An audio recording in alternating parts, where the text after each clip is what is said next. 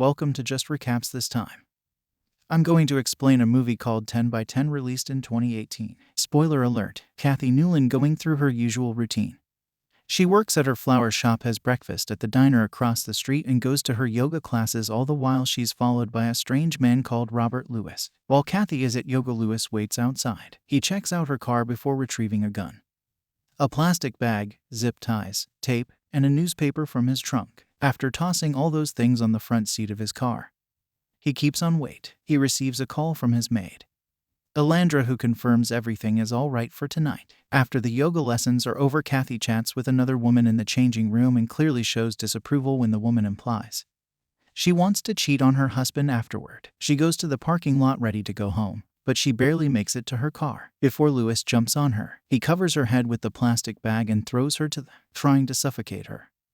But Kathy manages to push him off and take off the bag. She cries out for help, but the only person nearby has headphones on and doesn't hear her. This gives Louis the chance to grab her again, and he tells her he'll kill her if she makes another sound before he covers her mouth with tape and ties her wrists and ankles with the zip ties. Kathy is left on the floor, while Louis goes back to his car, waits for the vehicle next to Kathy to leave, then takes over that parking spot there. He picks Kathy up and locks her up in his trunk before driving away. On the way to his house, a police car stops next to his at the traffic light, but he plays it cool and manages not to arouse suspicion when he makes it home. A few moments later, the garage door gets stuck midway, so he has to finish raising it himself and sticks a broom under it to keep it up. Lewis takes the time to turn around the car and enter the garage in reverse gear, so the trunk goes inside. First, he takes Kathy out of the trunk and drags her through the house. Her bleeding feet leave bloodstains on them. She is taken to a 10 by 10 cell, which Lewis locks up and hides behind a fake wall and a table with a vase on it. While Kathy struggles against her bindings, Lewis puts some food in the oven and goes to his car to retrieve his things in her bag. Then he pays Kathy a visit. He informs her the walls are soundproof, so there's no point in yelling. Then tells her he'll take off the tape so she can tell him her name. After Kathy nods her understanding, Louis removes the tape, but she only starts screaming again. So he leaves her alone and goes to his office. He checks his computer to make sure everything in the cell is being recorded, then mutes the sound afterward. He starts cleaning the blood stains on his floor. Kathy manages to stand up and starts hitting the door with her whole body to no. Kicking the wall panels doesn't work either, so she decides to try something else. When she notices the room has a vent, she comes as close as possible to it and tries to scream for help, but the house is in a remote location, so nobody can hear her. While listening to an old news recording that mentions a case being reopened when proof of 3 deaths not being natural appears, Louis loads his gun and goes to see Kathy again. She asks him not to touch her and offers him the $50,000 she has in savings. Louis points out that is a lot of money for someone in her line of business, but he doesn't want her money. He wants her to tell him her name. She responds Kathy Newland, which disappoints him and makes him leave back in the kitchen. Louis goes through Kathy's back, but he doesn't find anything, so he goes back to watching old news reports. This time, the reporter says the proof didn't end up being enough to prove unnatural death, so the case was closed again, and the families plan to fight that decision. While Louis goes back to cooking, Kathy puts her best effort into bending her body and manages to get her bound hands in front of her. When Louis goes to get her for lunch, Kathy is waiting for him behind the door and wastes no time in attacking him. She punches him until he's on the floor and kicks him as she leaves the room. Once outside, she grabs the vase from the table and smashes it on his head.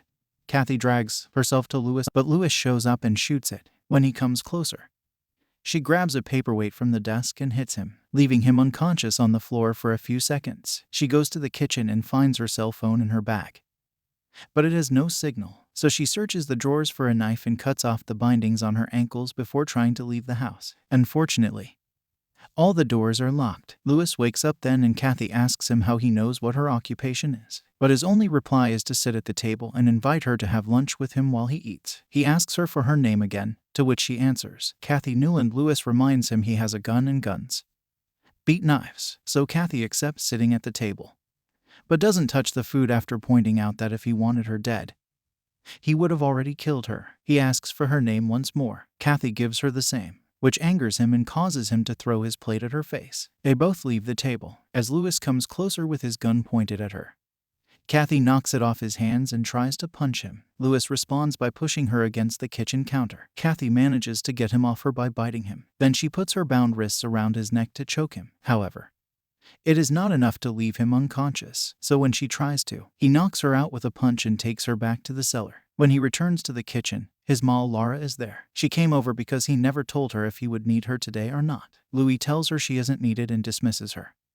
But Alara insists on trying to clean up the broken dishes and take care of his wounds. Getting desperate, Louis tells her he's just having one of those days and tries to get her to leave. Elandra hesitates, but accepts and promises to return the next day with his daughter, who is currently at a sleepover. Louis cleans up the messes, puts the flowers in a new vase, and washes the bloody knife, before checking on Kathy to put some butterfly bandages on her cuts afterward.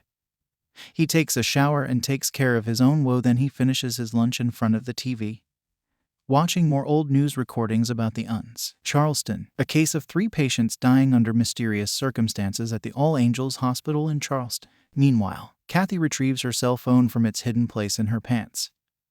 But there's no signal. She puts it away when she discovers one of the floor tiles has cracked, so she starts working on trying to unstick the SHD from the floor. Louis visits Kathy again, this time bringing a chair with him. He starts asking her questions about her personal, her name, her birthday, her hometown, her school, her major amount of siblings, her parents' professions, and her relationship with the church. Kathy answers them all, but Louis isn't satisfied. He tells her he's been following her around for months and he knows everything. She just told him her lies, so he continues to press her for the correct information. Kathy finally changes her story when he shoots the wall. Her real name is Natalie and Stephen. She grew up with her twin sister, Kathy, who killed herself when their father, who was a doctor for a football team, left their mom for a cheerleader. Natalie didn't give up and went on to study nursing like her mother. Now she has admitted what he wanted. Louis tells her she must be wondering why he's kidnapped her, but he only says she probably already knows before leaving the room again, taking the chair with him. As soon as the door is closed, both Kathy and Louis have an emotional breakdown. While Louis goes back to the living room to watch old videos of him with his family, Natalie starts working on the broken floor tile. Again, she doesn't make any progress there, so she takes out her phone once more and puts it against the vent. Finally, managing to get some signal, she dials 911 and tries to ask for help, which proves to be difficult because the signal is weak. Meanwhile, Louis sees a cell phone in the video and makes him realize she's taken her phone to the cellar with her. He rushes in right after she hides it, but he retrieves it from her pants and destroys, leaving the broken parts on the floor. Another interrogation begins. Natalie admits having worked at All Angels Hospital, and Louis asks her about the patients that inexplicably died under her care, including his wife, Alana. Natalie reminds him there was a trial and all nurses were found innocent. She says she only left town because she needed a fresh start. Louis doesn't buy it and tells her about all the clues that made him suspicious. A man called John Lamp died of organ failure when a month before he had passed his medical insurance. Alana was missing her wedding, which she never took off. She was drunk, which was weird because she never drank much, and her body was full of GB, a drug usually used to incapacitate abuse victims. Louis doesn't just think Natalie did it, he fully knows it, so he tells her that if she doesn't admit it, she'll die as well. Louis goes back to watch old family videos. After checking, his computer is still recording every noise in the cell. Seeing his dead wife on the screen upsets, so he rushes back to the cellar and puts his gun in front of Natalie's head, and she finally accepts to confess. She and her sister grew up in a very religious environment, following the teachings of the Bible. When Kathy found out their dad was sleeping with her best friend, she confronted him about it, so he abandoned them, leaving them with all this shame. The family became the outcasts of the town for something that wasn't their fault. They were being punished for their father's sins. This is what pushed Kathy into killing herself. Natalie found her in the barn, hanging from the rafters. That's why Natalie has dedicated her life to her, into serving people, and patients would always trust her with their secrets, even the bad ones. All her 3 victims had done something wrong. John Lamp had 2 wives. Jane Spiner lied to the cops about her husband beating her for the divorce money, and Alana had been cheating on her husband. Louis doesn't believe it, but Natalie explains all the clues behind the case. This is why Alana had been found drunk in a hotel bar, dressed to the nines and without her wedding ring. Her lover had even visited her at the hospital. Natalie admits having killed the Charleston 3 for being sinners, and Louis leaves the cellar unsettled after hearing about his wife's secret. He starts believing Natalie when he goes back to the living room and watches another. That Atlanta behaves awkwardly when ignoring a call to her cell phone. The confirmation puts Louis through an emotional breakdown, and he starts breaking things around the house. As he cries out in fury afterward, He gets in his car and leaves the house, while Natalie finds a piece of her phone and realizes she can use it as a tool to finally free the tile shard from the floor. Louis makes it to the lake. He used to visit with his wife and is approached by two, who asked him about his wounds and his address, because they're investigating a call that described a car like his. After checking his license in the trunk of his car, they let him go, and Louis decides to return home. He enters the cellar and crouches in front of Natalie to tell her she had no right to kill his wife before he had a chance to talk to her. He also asks her to turn herself in. Natalie responds by stabbing him on his shoulder with the floor shard. Then she starts kicking him as she tells him she's Kathy now, and she won't let him ruin her new happy life. Louis manages to remove the shard from his shoulder, but Natalie punches the wound before running out of the room in the kitchen. She looks for the gun, but doesn't find it, so she grabs a knife instead and returns to the cellar. Louis is waiting for her and tries to lock her in. Again, Natalie puts her arm at the door to stop it. They wrestle for a moment before Louis runs away and makes it to the kitchen where he finds his gun on the floor. Natalie arrives as he's picking it up and knocks it off his hand before starting a fight with. Eventually, she manages to overpower him and steal the gun, which he points at him at that moment. They're interrupted by Alandra, who is entering the house with Louis' daughter Summer.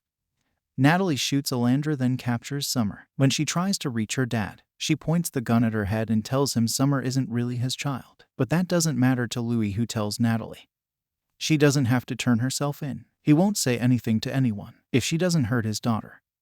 Natalie doesn't accept this because the police will trace her call, so Louis tells him he's recorded everything she said. This distracts Natalie, and Summer takes the chance to bite her arm and escape. Louis wastes no time and jumps on Natalie, throwing her on the floor and choking her until he knocks her out. Or so he thinks as soon as he takes a few steps away. Natalie is standing up again, so Louis shoots her before leaving to find his daughter. He finds Summer hiding in the cellar and takes her away with him. They stop by the office to take the USB stick with the recording, and Summer notices Natalie is gone, so Louis rushes her into the garage. He's getting Summer into the car when Natalie finds him and tries to shoot him, but the gun is out of ammo, so they start fighting again as Summer leaves the car and goes outside. Natalie hits Louis with various garden tools until she overpowers him and puts a pitchfork on his chest, intending to kill him. Louis grabs the fork to stop it from stabbing and pushes until he manages to hit Natalie with it, causing her to fall back against the broom he had used earlier to keep the garage door raised without the broom to hold it. The door falls on her and traps her body as she falls unconscious. The movie ends with Louis hugging Summer